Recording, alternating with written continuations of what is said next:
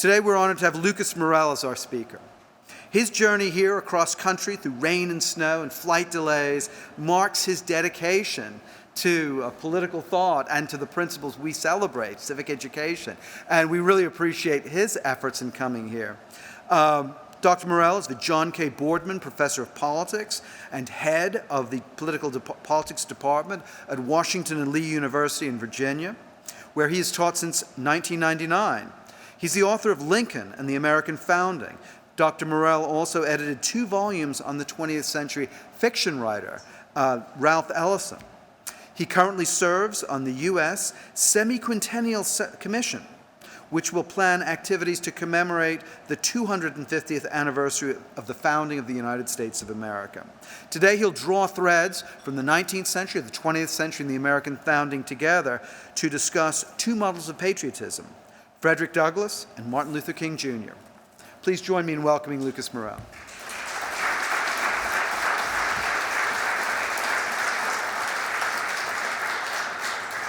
Thank you, Will, SCETL, and y'all for coming out tonight to hear this. I wasn't flying the plane, but all's well that ends well. I'm here to speak about 2 great American patriots, Frederick Douglass and, of course, Martin Luther King Jr. They might seem an odd choice to discuss patriotism, as both men became famous by criticizing the land of their birth. While their criticisms of America have a lot in common, I think we will see a difference in their understanding of what the country of their birth owes them, owes all Americans, and therefore what each sought in terms of justice. I'm going to begin with Douglass. To say that he did not begin as a lover of America would be an understatement. He was born into slavery in Maryland, which he escaped from 20 years later. But it was an escape that did not secure his freedom in America because of a law passed in 1793 enforcing what was known as the Fugitive Slave Clause of the federal Constitution. In 1845, within months of publishing his most famous autobiography, the first of 3, I've published 0 autobiographies, the narrative of the life of Frederick Douglass, an American slave, within months, Douglass had to flee the United States because of his public notoriety. That notoriety made him liable to capture under the Federal Fugitive Slave Act. While abroad in the United Kingdom, Douglass wrote to his mentor and probably the most famous abolitionist in the United States, William Lloyd Garrison, "If ever I had any patriotism, it was whipped out of me long since by the lash of American soul drivers." After speaking on the abolition circuit for almost 2 years in England, Scotland, and Ireland, Douglass was able to return to the United States, but he could do so only safely after his legal manumission was purchased by friends both sides of the pond, 150 pounds sterling, about $700. Less than 2 months after his return in 1847 to the United States, he delivered a stem-winder of a speech titled, "The Right to Criticize American Institutions." He made clear where he stood on the question of patriotism. "I have no love for America. As such, I have no patriotism. I have no country." And then he asked, "What country have I? The institutions of this country do not know me, do not recognize me as a man." Those institutions were the major shapers of American life: the church, the government, the Constitution. Given that American slavery could not exist in the southern slaveholding states without the constitutional cooperation of the northern states, Douglass said of the federal government, "I desire to see its overthrow as speedily as possible. As for the Constitution, shivered into 1,000 fragments." Until 1849, Frederick Douglass could not love a country that did not love him. To his credit and America's, he did not hold that position for long. The seeds of his patriotism were sown, ironically enough, by the very country he originally despised. He eventually claimed America as his country, calling the principles of the Declaration of Independence saving principles, interpreting the Constitution as a glorious liberty document. He then devoted himself to getting white Americans, quote, to trust the operation of their own principles, end quote. As President Clinton said in his first inaugural address, our democracy must be not only the envy of the world, but the engine of our own renewal. There is nothing wrong with America that cannot be cured by what is right with America. That, I believe, was Douglas's patriotism in a nutshell. Douglas noticed a tremendous advantage that Black Americans had in their struggle for civil and political rights. Namely, white Americans at least claimed to believe in the principles of fairness and equality under the law. This belief was so strong that they wrote it into their most authoritative documents, the Declaration, the Constitution, the Bill of Rights, all there for everyone to see. Speaking for Black Americans, Douglas declared, all he asks now is that the nation shall fulfill toward him its own recognized and self-imposed obligations. So when Martin Luther King Jr. remarked, all we say to America is, be true to what you said on paper, he was channeling, I believe, the muse of Frederick Douglass. When King said, somewhere I read of the freedom of assembly, somewhere I read of the freedom of speech, somewhere I read of the freedom of the press, he drew attention to the same levers of freedom that Douglass saw as he lived among his oppressors, and they put it in writing. During Reconstruction, Douglass observed that the Constitution, quote, knows no distinction between citizens on account of color, end quote. He believed that the government of all should be partial to none. He concluded that, quote, the burden of our demand upon the American people shall simply be justice and fair play. We utterly repudiate all invidious distinctions, whether in our favor or against us. Only ask for a fair field and no favor. Douglass was not alone in his critical appreciation of America. In the face of pervasive racial bigotry, Africans on American soil and their descendants nevertheless became Americans. Denied the vote most of the time in most of the American colonies and then states, Blacks still bought into the concept of government by consent of the governed as the only legitimate basis of government. Denied membership in most American churches most of the time, Blacks still converted to the Christian faith. As Douglass put it, our hearts believed while they ached and bled. Blacks had taken America at her word. All men are created equal. And believe on the Lord Jesus Christ, and you shall be saved. They were intent on making a life for themselves and preparing a future for their posterity in the United States. After many 1,000 gone, if America was not the land of these Black generations, what land could be? Douglass was unwilling to let their great labor and sacrifice go unappreciated and unrewarded. His ancestors for 270 years, Douglass declared, have lived and labored and died on American soil.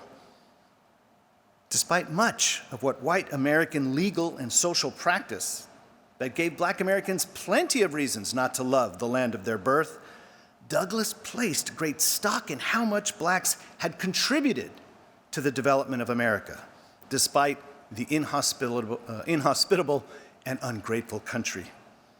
Therefore, Black Americans could, he thought, look to an American past for a heritage to claim as their own, a country they could call theirs as well.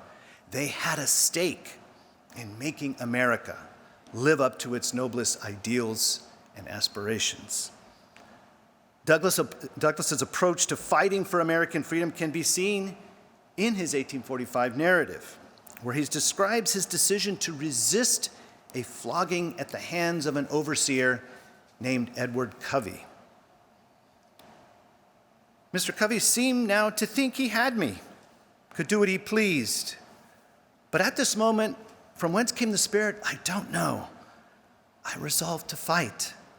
Suiting my action to the resolution, I seized Covey hard by the throat, and as I did so, I rose.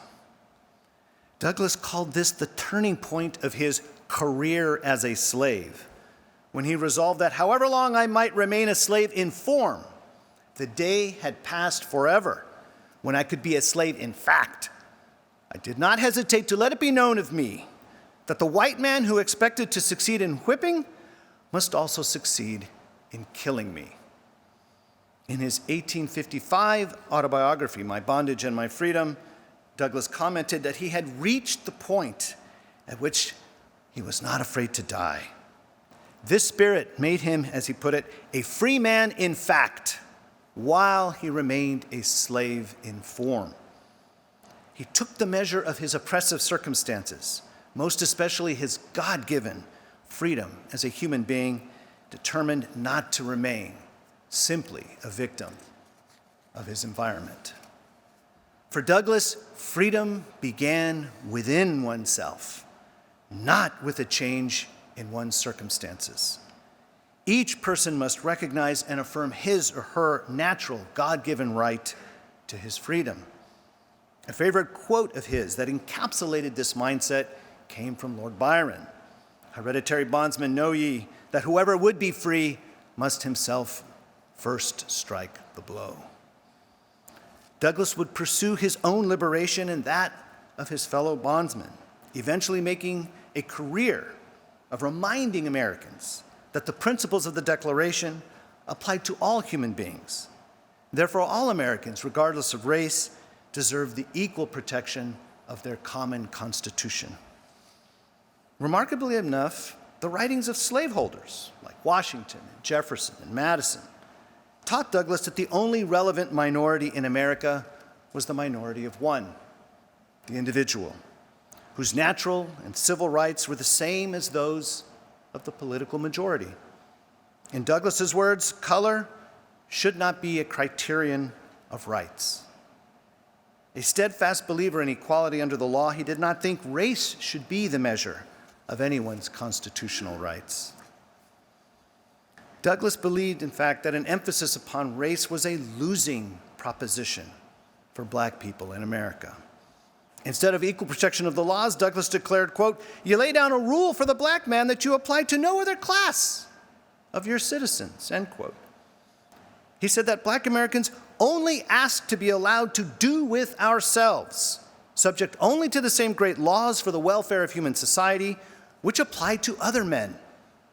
So when he was asked the misbegotten, absurd question, what shall be done with the Negro, as it was said at that time, he answered, let us alone.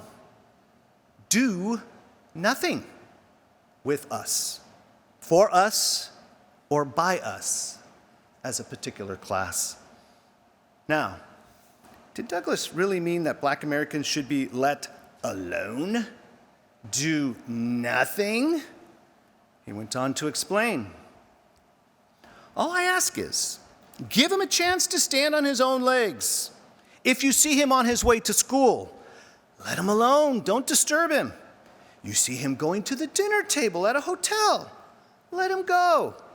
If you see him going to the ballot box, let him alone, don't disturb him. If you see him going into a workshop, just let him alone. Your interference is doing him a positive injury. In 1865, when Douglas gave this provocative answer, blacks were not given a chance to stand on their own legs. They were harassed, persecuted, even killed in their attempts to learn, to eat in a public place, to vote, to learn a trade.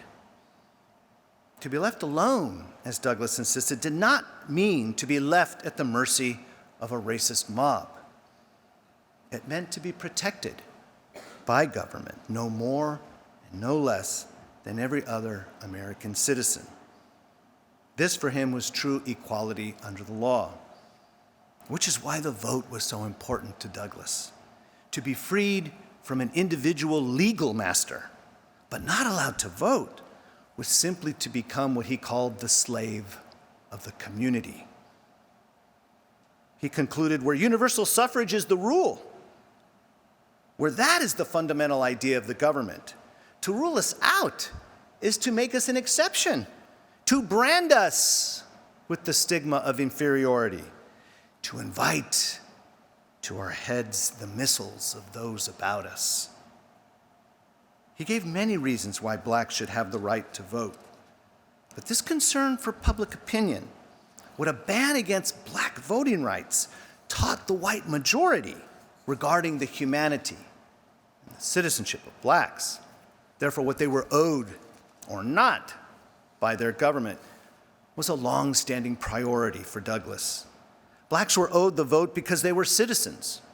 Granting this right would, as he put it, make the government entirely consistent with itself. On the other hand, anything that made blacks a special case in the public eye would undermine, he thought, their equality as American citizens and as human beings. This actually reinforced a white supremacy mindset. He did not see how the myth of white supremacy could be dispelled if blacks were exempted from the rules that applied to everyone else. With color prejudice as the great enemy of black progress in the United States, most of Douglas's efforts on behalf of civil and political rights were directed towards promoting policies that eliminated government distinctions based on race. Instead of living as an exception to the rules that applied to others, Douglas thought black Americans actually should integrate with the majority white population as much as possible. They should endeavor, as he put it, to make ourselves and be made by others a part of the American people in every sense of the word. Whites needed to recognize that their destiny was tied up with the destiny of blacks. And so Douglas encouraged blacks to avoid what we call today self-segregation. We should distribute ourselves among the people, build our houses, where if they take fire, other houses will be in danger. Common dangers will create common safeguards. Near the end of his life, he argued, it is better to regard ourselves as a part of the whole than as the whole of a part. Better to be a member of the great human family than a member of a particular variety of the human family. In regard to men as in regard to things, the whole is more than a part. And so, in his day, he exhorted blacks to become members and leaders of organizations and institutions that had been run by white people.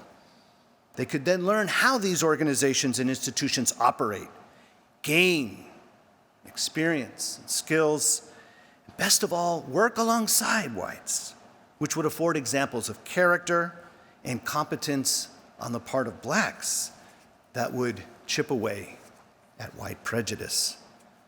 For Douglas, the way to eliminate racial bigotry was to become a part of the wholeness upon which America was founded. This led him to preach the principles of human equality and the rights of American citizenship. Here, let American history provide the lesson. If the 13th, 14th, and 15th Amendments required a black majority in Congress in order to pass, let alone to be ratified by the states, how secure would the rights of black Americans be? How much political progress would the nation have made if color, not citizenship, race, not humanity, characterized the political practice of America? Surely the progress Americans have made on this front had everything to do with the principle of equality taking hold over more and more Americans, most of whom were white. In 1954, there were no black justices on the Supreme Court that issued the unanimous 9-0 opinion, Brown v. Board of Education. In 1964, there were no black senators when the Civil Rights Act was passed. Ditto for the 1965 Voting Rights Act. Precious few black representatives in either case. Douglas, in his time, appreciated the labors of well-meaning white Americans over his many years of political activism, observing of famous white abolitionists. Neither Phillips, nor Sumner, nor Garrison, nor John Brown, nor Gerrit Smith was a black man. He added that no black man were ever truer to the black man's cause than these and other men like them. If white supremacy was immutable, none of these landmark advances in the laws and judicial decisions of the federal government would have occurred. In becoming an American and then speaking and writing for half a century on behalf of the equal rights of humanity and citizenship of black Americans, Douglas helped America become a better version of itself. He motivated black Americans to strive to improve themselves even before unjust barriers to their freedom were removed, challenged white America to conquer its prejudices, to rise to the dignity of its professions. To do so, Douglas called the nation back to its founding, the principles of the Declaration, the levers of freedom in the Constitution. These, he thought, were the surest guide to the equal protection of every American's civil and political rights. Now, our traditional understanding of King shares much with Douglas's understanding of the promise of America's founding principles and institutions.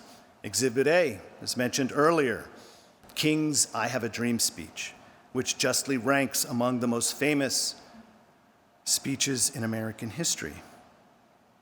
Delivered on the steps of the Lincoln Memorial, King's keynote address was heard by over 250,000 people gathered for the March on Washington for Jobs and Freedom. King declared that the goals of the modern civil rights movement were simply to make real the promises of democracy. He found these promises in the Declaration and the Constitution. What he called a dream deeply rooted in the American dream was based upon a faith both biblical and constitutional, that one day this nation will rise up and live out the true meaning of its creed. We hold these truths to be self-evident, that all men are created equal. With only 5 black men, serving in Congress, riots mounting that summer of 1963, the 34-year-old Baptist preacher had faith that the white American majority would do right by the Constitution and their consciences. This they did most notably by passing the Civil Rights Act the following summer, with President Lyndon Johnson signing it into law on July 2nd, 1964.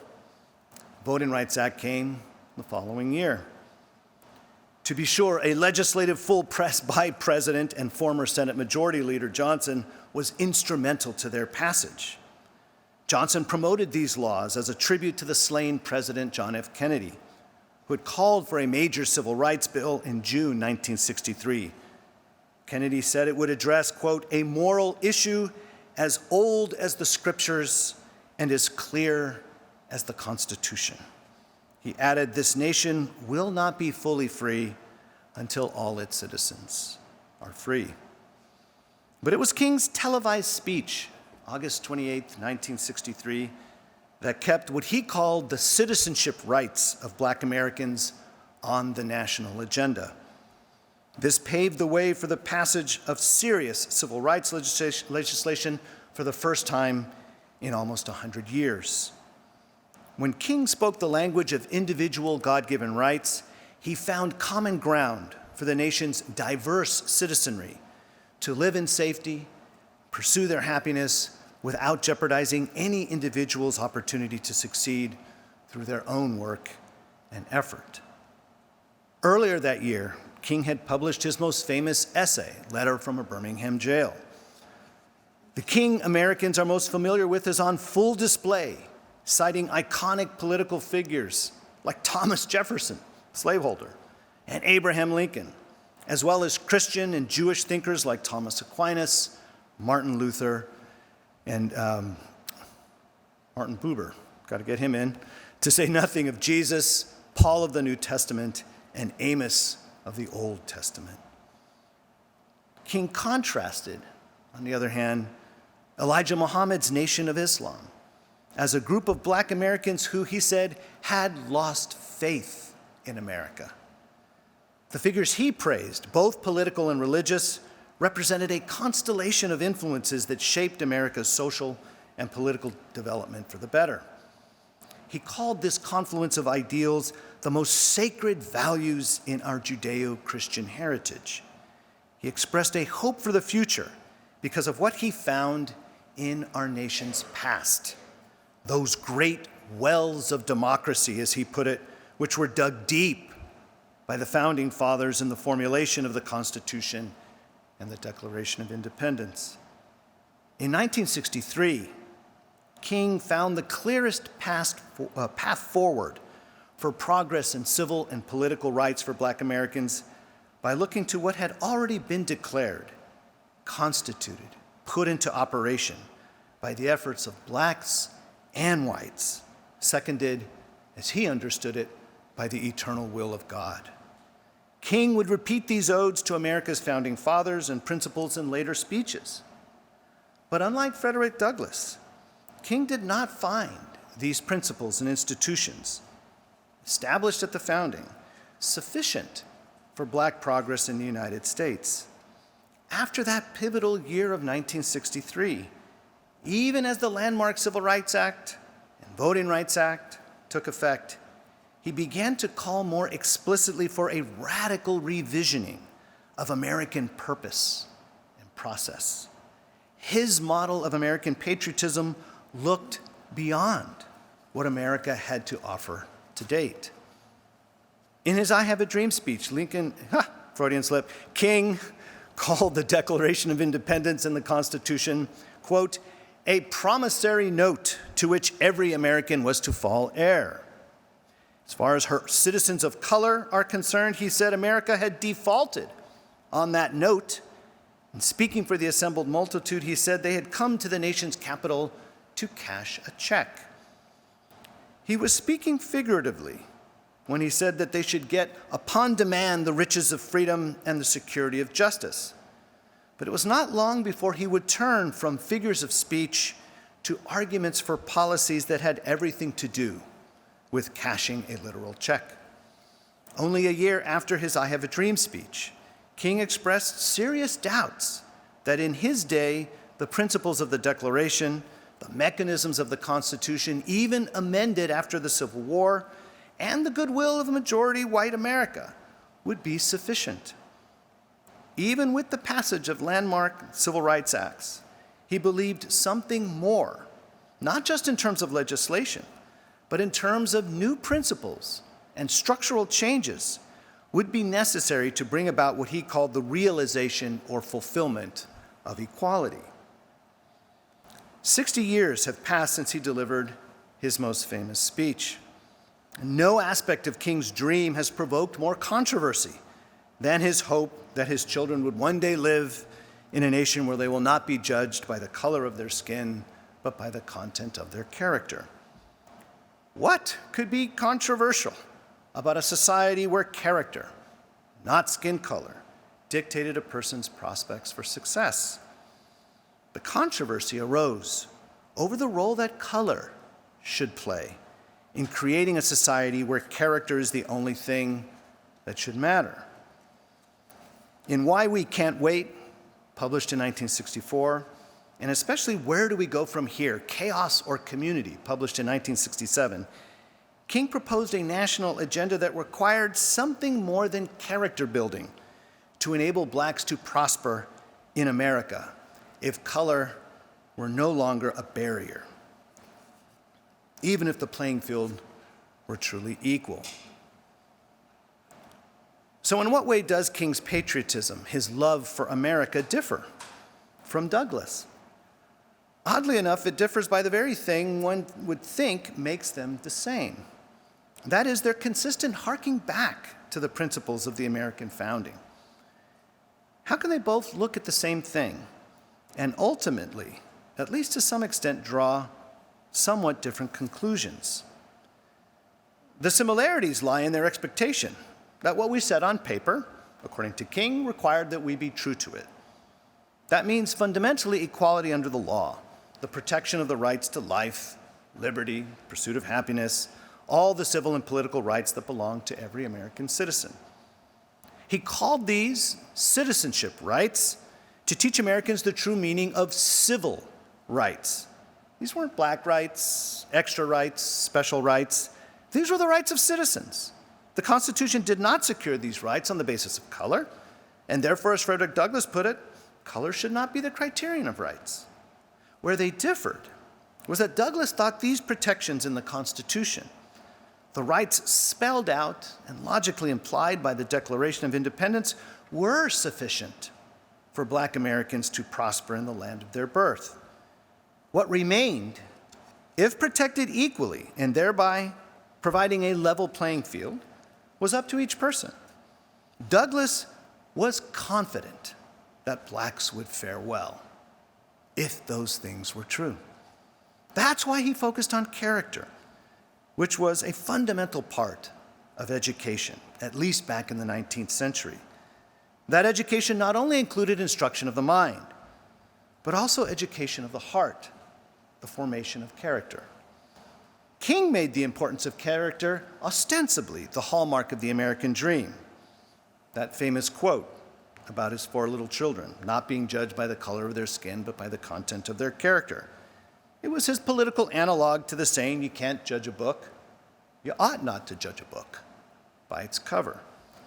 For America to live out the true meaning of its creed, the color line needed to be eliminated from American social and political practice. But why did I say King ostensibly made the judgment of persons according to character and not color the hallmark of American equality?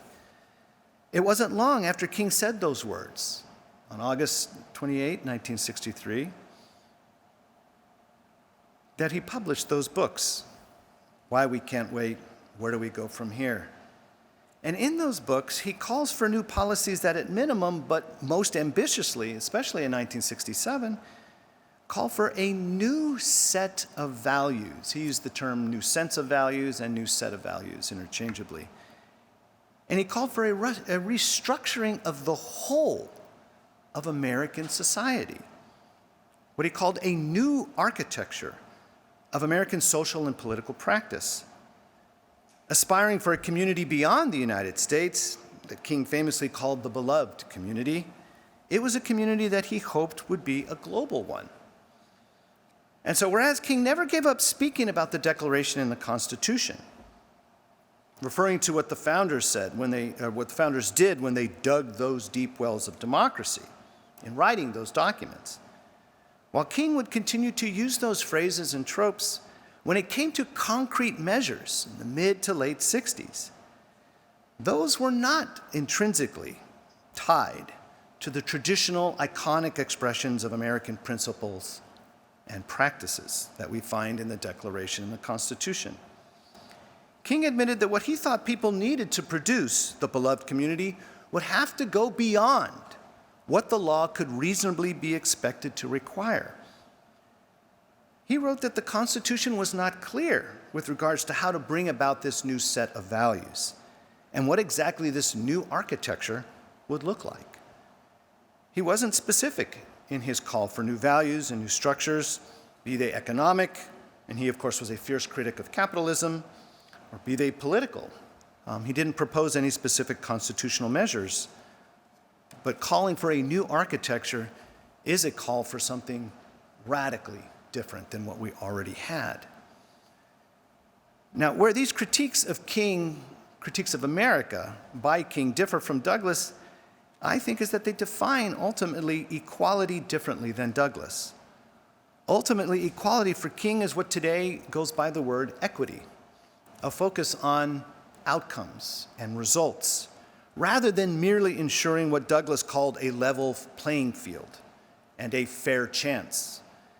In that respect, is King's patriotism or his love of America something that actually goes against or might undermine the original American promise?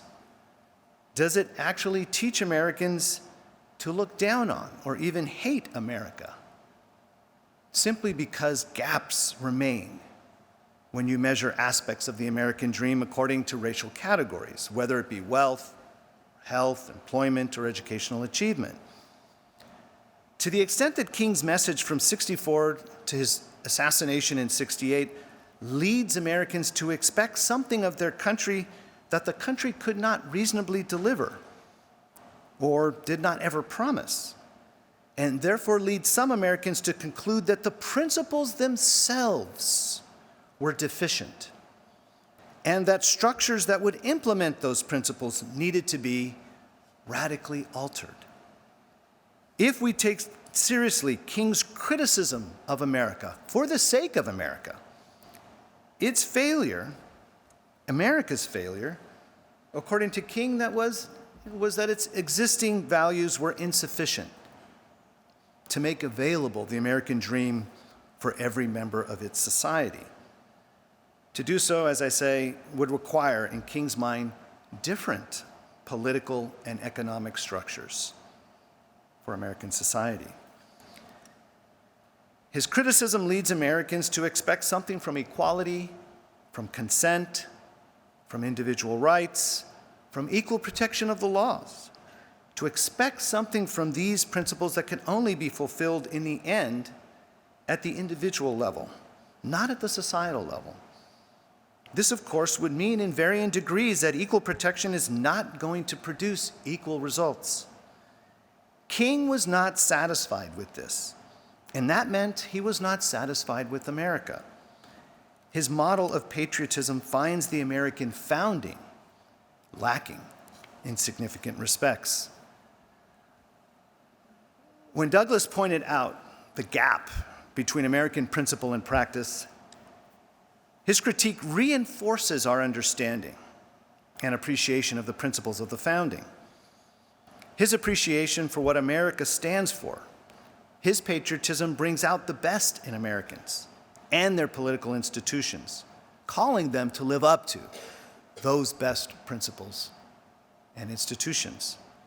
Similarly, King's leadership of the modern civil rights movement succeeded, and rightfully so, when it harked back to the words of the Declaration and the Constitution, calling Americans to reclaim the principle of human equality as its lodestar for American political practice.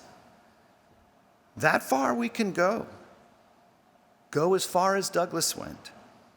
It was how I believe America has made its greatest progress for civil and political rights.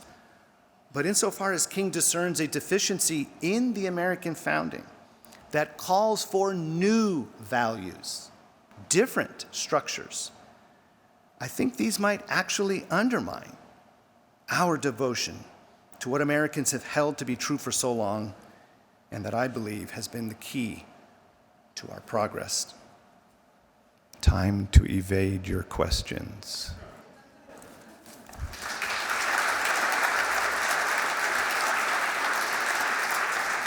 I once gave a talk on Ralph Ellison as part of the introduction, published a couple of edited books on the great author of Invisible Man. But I was introduced as an expert on Lincoln. I didn't get a single question about Ralph Ellison. It's all about Lincoln. I want your questions to be about Douglas and King. Unless I see a student first. They're thinking. Yes, please. Professor, thank you very much for coming. Oh, over there. Thank you. Sorry. Thank you very much, Professor, for a terrific juxtaposing between King and Douglas. My question about Frederick Douglass, what do you believe his relationship was with Abraham Lincoln, and how he, before Lincoln was president, when he was thinking about running and a lawyer in Springfield, and after he was president, and what role do you think that Douglas had in persuading Lincoln to do the Emancipation Proclamation, or was that what was the role in that? Okay, there's a couple of questions in there. There's a whole lecture in there. There are books written about this. I'll try to keep it brief. Douglas, before, during, and after Lincoln's presidency, was a fierce critic of Lincoln, especially before and during. He was among the loyal opposition. I'll take your second question first. Lincoln famously kept his own counsel. There was very little that anybody else outside of Lincoln, including his wife Mary, there was very little that anyone outside of Lincoln himself could do to move him to go any quicker on any action. But once Lincoln decided to do something, he was resolute about doing it. Emancipation was arguably the most difficult policy that he came up with during his presidency, not just in terms of what it would accomplish, because of course it didn't free all the slaves, but the timing of it, the repercussions of it in terms of especially loyal free states, loyal slave states as they were called at the time, especially Kentucky and Missouri. Douglas met with Lincoln after the Emancipation Proclamation to argue for equal pay for black soldiers. He met with Lincoln a year later in the summer when Lincoln did not believe he was going to be reelected. It wasn't until the telegram from Sherman the first week of September, "Atlanta is ours and fairly won," did it look like the tide was going to shift in terms of the vote. And what Lincoln told Douglas and tried to recruit Douglas to do was essentially John Brown raids into the South because Lincoln was disappointed that not as many enslaved blacks in rebel-held territory and states had come across Union lines into the Navy after January 1st, 1863. So he wanted Douglas to get as many enslaved black people across Union lines before he gave up the presidency to McClellan. Because he says when McClellan becomes president March 4th, 1865, guess what's going out the window? The Emancipation Proclamation.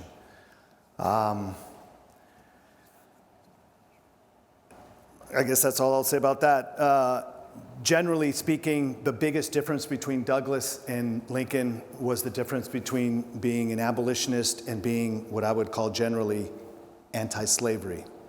You could be anti-slavery without being an abolitionist. Abolitionists had a reputation.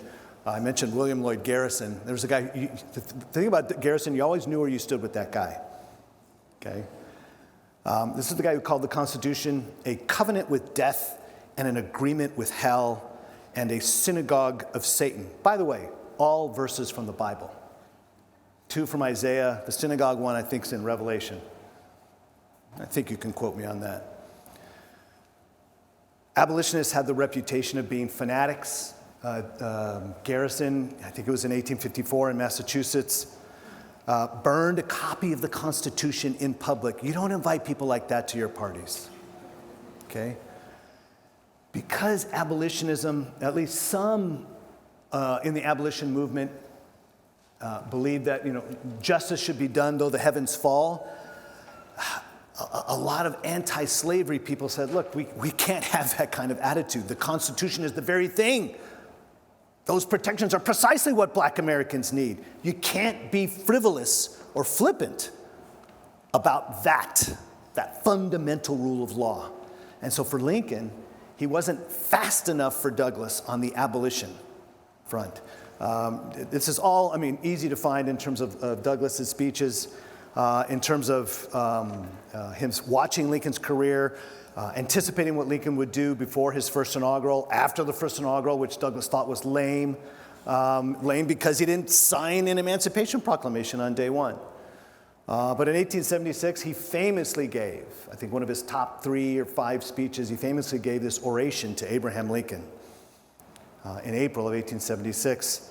where he said, viewed from the genuine abolition ground, Mr. Lincoln was slow, tardy, dull, and indifferent. But viewed from the position of a statesman, he was swift, zealous, radical, and determined.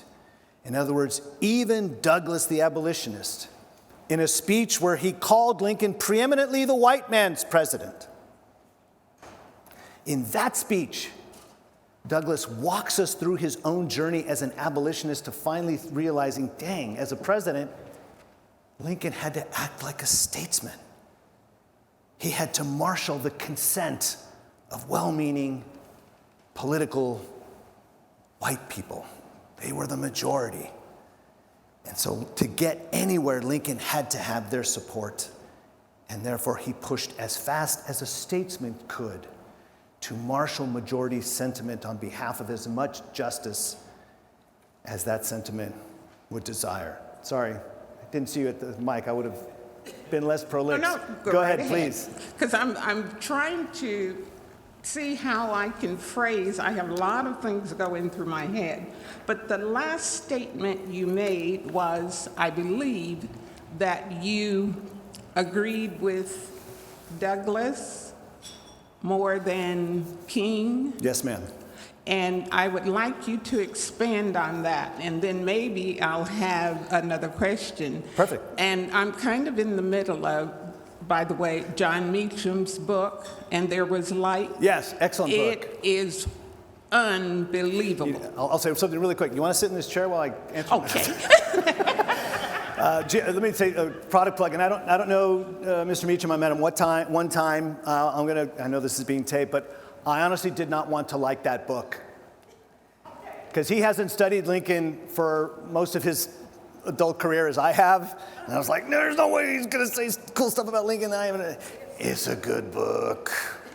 It's a good book. My short synopsis, and I'm not stalling. My short synopsis of John Meacham's book is, it's essentially an and I mean this word, it's an evangelistic track for Lincoln. If you know what a typical evangelistic track, guys don't know, some of you know phone booths, people used to leave these tracks.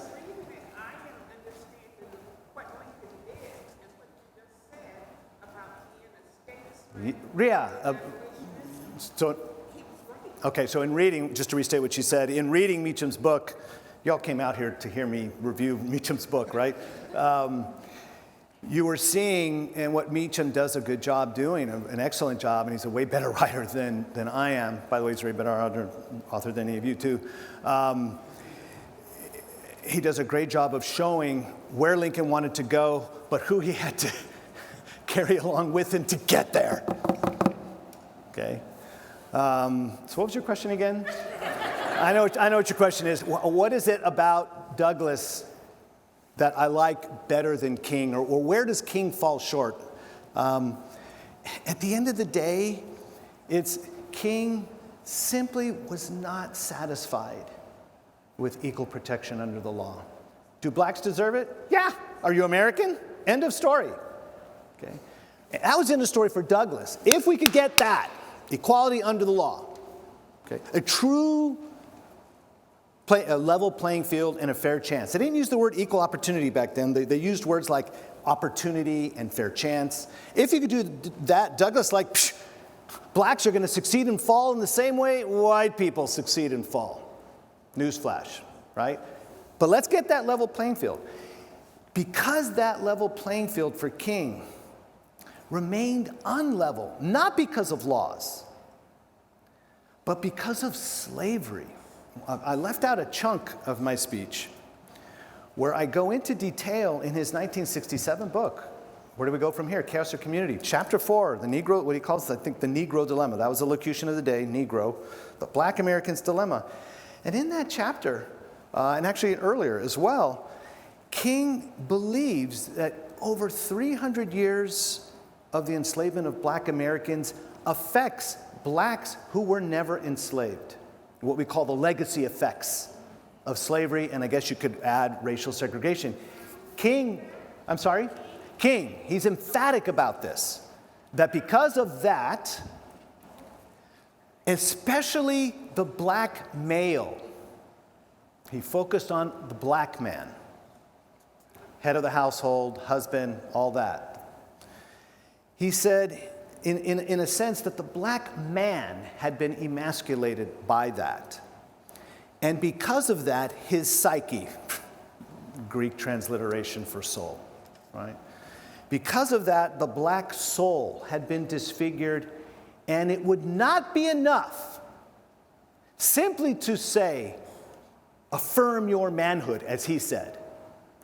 As he put it, your sense of somebodiness. You gotta, look, I can't do that for you, you can't do that for me. You gotta summon that up. But that for him, Douglas was like, yes!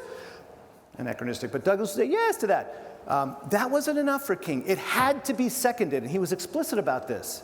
2 years after the Voting Rights Act, 3 years after the Civil Rights Act, he said there has to be massive federal programs. He called for two in particular: a guaranteed national income, a floor below which no American should fall. In other words, produce economic security and he'll go places. That was King's thinking about the black American psyche. He also included poor whites, but I'll leave them out for a second. So guaranteed national income, today goes UBI, Universal Basic Income. And then what he called a Bill of Rights for the disadvantaged. That was not just for black people. He also thought poor whites were kind of collateral damage of especially black slavery.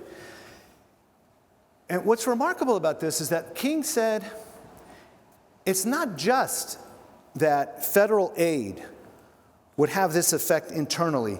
King believed it would almost immediately have an impact on the souls of black folk, to quote Du Bois.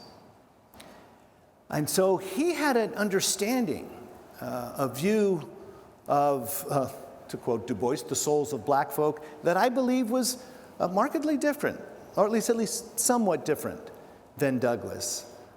Douglas thought it was enough to get those protections in place. Of course, that never happened, certainly not in Douglas's life. But he thought it was enough to get those protections in place and then say, all right, you know you're not going to move the goalposts? The laws are going to be applicable to everybody the same way across the board?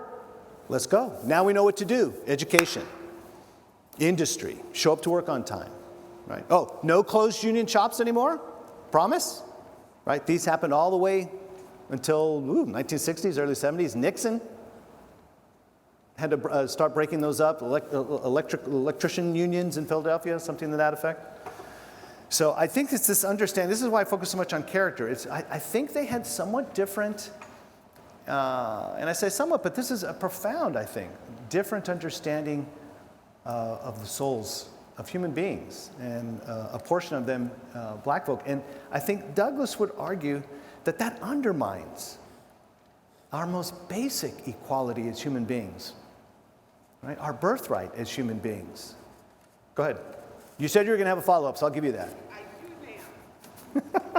How do we get, since you're saying if we just get those rights? I'll repeat the question. If we get those rights, I said I'll repeat your question.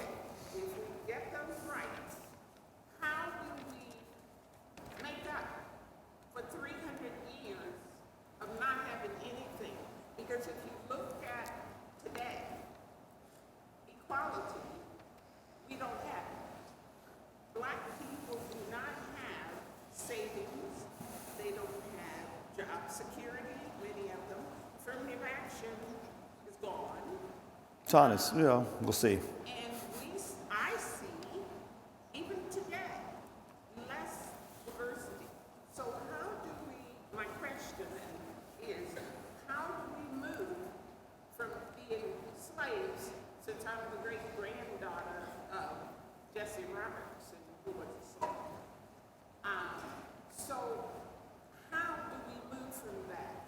Watching my parents work their behinds off and not get anywhere, not even in education. I would say, I don't know if you're familiar with this new book by Jonathan, I don't know how to pronounce his name, it's E-I-G, Eig. Jonathan Eig, massive new biography of Martin Luther King Jr. All the people who should know are claiming it is the biography to read on King now because recordings of King's father, of an autobiography that he was going to write that he never got around to writing, those recordings have become available. He says he has looked at hundreds of, again, previously written notes, documents, secretary of the Southern Christian Leadership Conference that King was the president of for a while. In other words, a huge archive of materials have become available recently to fill out a lot that we did not know about King. Why do I bring this up? How are we going to get there? We're going to get there the way King got there. King was 2 generations away from slavery. Okay? His grandfather, not a great model. But his father, like your forebears, worked his tail off. Got married, both educated themselves, and then went to college. He went to Morehouse, failed his first exam. This is King's dad, Daddy King, not King himself, who eventually went to Morehouse. Mother, I believe, went to Spelman, black male university, black female university. She was way more educated than Daddy King was. In other words, look what I'm pointing out. King's parents were one generation away from enslavement. What was Daddy King able to do within a generation? Become the pastor of Ebenezer Baptist Church in Atlanta, Georgia, a place that was financially shambles, and turned it into not just a vibrant 2,500 member black Baptist church and his primo property in what they called Sweet Auburn. He basically, to be the head of a black Baptist church in that day, you had to be not just a pastor, but a full-time and a half social worker. That's what he in Alberta did. Okay? One generation. One from slavery. What were they able to provide? ML. Michael became Marvin, became Martin Luther. What were they able to provide? Martin Luther King, his brother, his sister, stable family, encouragement for education. King went to Morehouse, very young. He just kind of made, every other year he was skipping a grade growing up. I think he was Morehouse when he was 16. It's ridiculous, okay? I said that I left out a chunk of my speech where he talks about the burden of color in America. He called it color shock. He makes this remarkable statement very early in chapter 4. Where do we go from here? Chaos or Community, where King said, he said this about every black American, that what characterizes their life, one word, pain. What characterizes the life of every black American was pain. And I thought to myself, did that characterize your life, King? No, I said to myself as I'm reading, King, write this and publish this. I don't know if it's true. But his claim is that's true about every black person. And I go, I'll arguendo, for the sake of argument, I'll say, okay, fine, King. Your life has been dominated by pain. Did that hold you back? The racial discrimination that he faced, absolutely unjust, undeserved, but it didn't hold him back from getting that education, keeping his hands to himself for the most part. Don't ask me to follow up on that.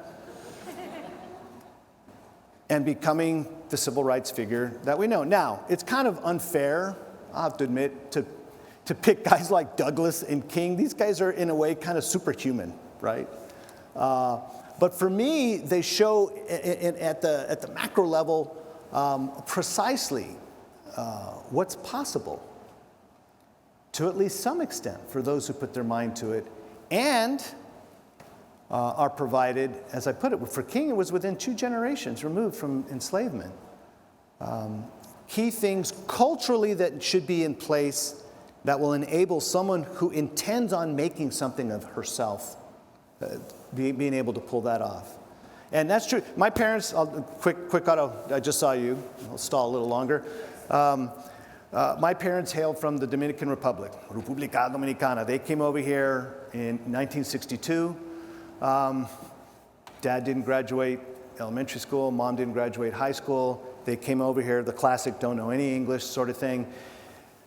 They knew my future, and the future of my 4 siblings was in America.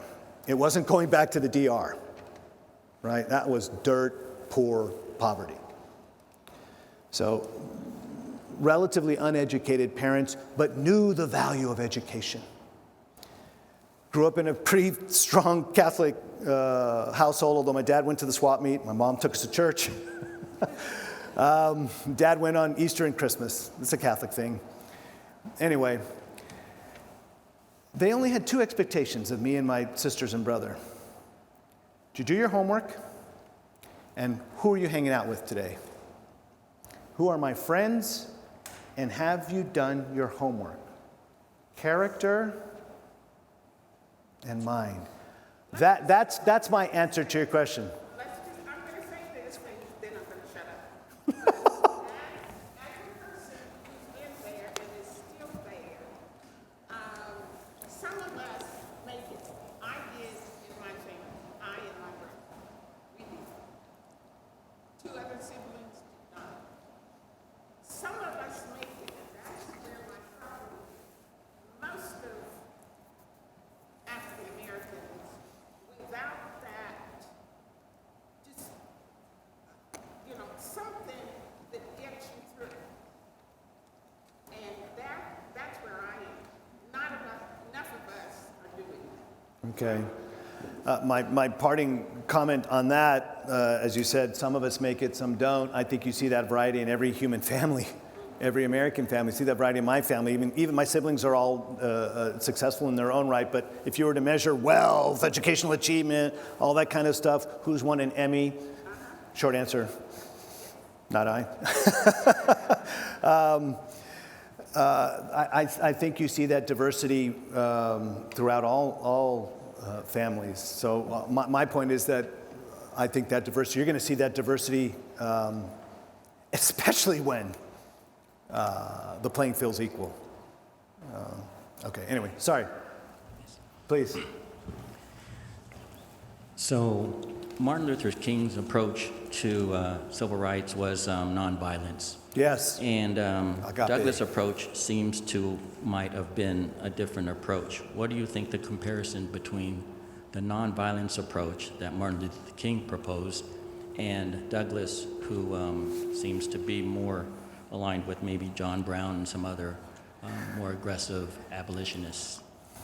Okay, did everybody get that? Could you guys hear that? The difference between Frederick Douglass and King in terms of the means to perhaps a common end. King said, you don't get to love through hate. You don't get to the beloved community by violence, by hating your enemy. And to his dying day, he thought nonviolent protest and a subset of that, civil disobedience. Not all people in favor of nonviolent protest are in favor of civil disobedience. King articulated that in the letter from Birmingham jail. Douglas, for a while, if you will, followed the pacifist William Lloyd Garrison. That was the school among abolitionists known as moral suasion. That all you could do to get rid of slavery was to speak the truth about its injustice and pray that the conviction of the Holy Spirit of God would come upon slaveholders to recognize what they were doing was wrong and to give up their ways. Regardless of whether John Brown had that impact or not, a few did that. But needless to say, not many. When Douglas came back from the UK in 1847, he co-edited a newspaper called the North Star with another black political activist named Martin Delany. And in the process of editing that newspaper, Douglas kept reading. And he did what most readers do, is he weighed the opinions that he had had before and sifted them, considered them in light of other opinions. And came to the conclusion, you know what? I don't know about this moral suasion stuff. It is necessary, but not sufficient. I think we need to be not just moral suasionists, but we need to be political abolitionists. We need to do what Garrison refused to do, which is to enter the political arena and get the government to do right. Douglas changed his mind about the Constitution. Instead of arguing, as Garrison had argued, and many abolitionists of that school, that the Constitution was pro-slavery, by about 1850, Douglas, in fact, he published a short statement called Change of Opinion, where he's like, you know what, I've been rethinking this. I've been reading guys like Gerrit Smith, Lysander Spooner, Wendell Phillips. I think we've been making it easier for these Southern slaveholders to claim the Constitution is theirs. No! Where in the preamble? In fact, where in any of the four corners of that document do we ever see the word slave or slavery? Nowhere. Where is race mentioned? Nowhere. So Douglas became persuaded, and he famously, in his most famous speech, what to the slave is the 4th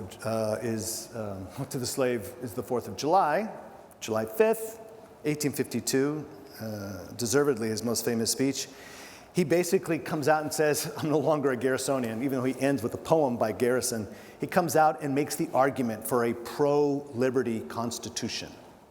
Okay, so where is he? Once Douglas made that turn, that pivot to the pro-liberty, glorious liberty document, Constitution, Douglas, for the most part, and I'll get to the other part in a second, Douglas, for the most part, argued for the rule of law, argued for the Constitution, was not going to do things the John Brown way. In fact, I said that he had to flee the country when his autobiography came out. He had to make himself scarce as well when John Brown was apprehended, because John Brown had met with Douglas to try to get him on board of that suicide mission, and Douglas wasn't going to do that. So for the most part, Douglas was not, I would not put him in the camp of the John Brown folks, although he was closer to Brown than he was to Lincoln, except he, for the most part, held on to the Constitution. Now, in what way didn't he do this? Douglas published an editorial called, Is It Right and Just to Kill a Kidnapper? And by kidnapper, he meant anyone who aided and abetted the apprehension of what were known at the time as fugitive slaves who had escaped. In that essay, not only on principle, but in practice, Douglas made the argument that it would be legitimate to kill someone, either a federal marshal or someone deputized to help the marshal to apprehend an escaped slave. Douglas condoned the killing, in this particular case in Boston, of someone who was deputized to help apprehend an escaped slave. So that fiery anti-rule of law part of Douglas, it was there, but most of the time you got the Constitution as the glorious liberty document, that the Constitution, equal protection of the law, these are precisely the things that blacks in America desperately needed. Remember, if you've read, show of hands, be honest, how many of you have read The Letter from Birmingham Jail? Oh, I don't know about you right-wingers. I'm sorry, on the stage, it's stage right, stage left, so you're right-wingers today, I don't care. You guys have heard of The Letter from Birmingham Jail? What's wrong with you guys? Okay, a few of you are like, okay, now I'm a minute. Okay. King was a great rhetorician, and what great rhetoricians do is they don't set up straw men, they set up the strongest arguments against their position. and proceed to knock them down. Now, I'll leave it to you to judge whether he knocked down the opposition. But he admitted in a letter from a Birmingham jail that it was problematic to argue, not for nonviolence, but for civil disobedience. Because what had happened, that essay was published in 1963. What happened when that unanimous Supreme Court decision that desegregated public schools K through 12 was announced on May 17th, 1954. Everybody said, okay, we have to desegregate schools. 2 words, Little Rock. Took 3 years. And the 101st Airborne to escort 9 black seniors to the public school in the capital of Arkansas. Okay?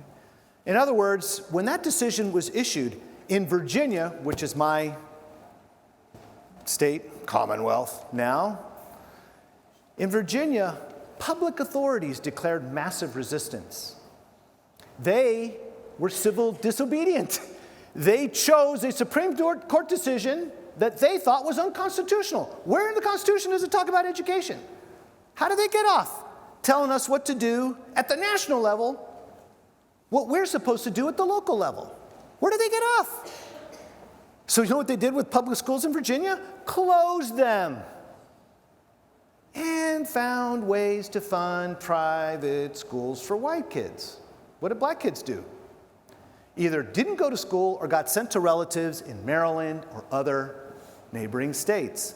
What's my point? King admitted in the letter from Birmingham jail, my exhortation to followers that they disobey a particular law, to call attention to the injustice of it so that it could be redressed.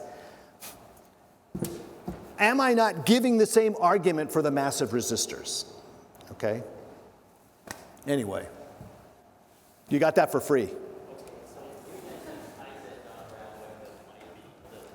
Do we have? I think we're at time. We're at time. Man, I didn't stall enough. I should have just answered one question. To close things down. Thank you all again for coming out here. Anyone interested in the kind of education that undergirds our approach to civic discourse, we hope you'll pick up information on SCETL's courses, our major, our minor, our certificate program, and our new certificate program in PPE, Politics, Philosophy, and Economics. We hope to see you next month at the next CDP event, February 23rd and 24th, for our annual conference. And my thanks to all of our wonderful staff, particularly Janelle, Nassif, Emma Hall, and Paul Willett, who helped with the arrangements of making this such a success. If you've enjoyed the conversation, look for our school's podcast, Keeping It Civil, on iTunes and other platforms, hosted by Henry Thompson of the School of Politics and Global Studies here at Arizona State.